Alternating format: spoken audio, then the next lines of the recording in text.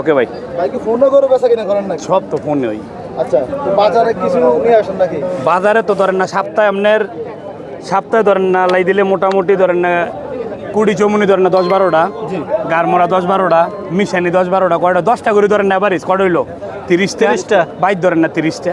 আচ্ছা আচ্ছা, আজকের বাজার বেচা কিনা কেমন হচ্ছে? ভালো আলহামদুলিল্লাহ, ভালো ভালো বেচা হয়েছে আলহামদুলিল্লাহ। আচ্ছা মাশাআল্লাহ।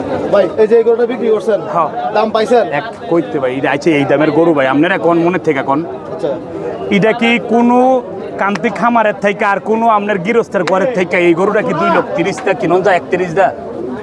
আপনারা কোন আমার একটু বুঝাই দেন, আমি কমু না। এই গরুটা কি এইটের গরু ভাই? আচ্ছা, আপনি দাম পাইছেন?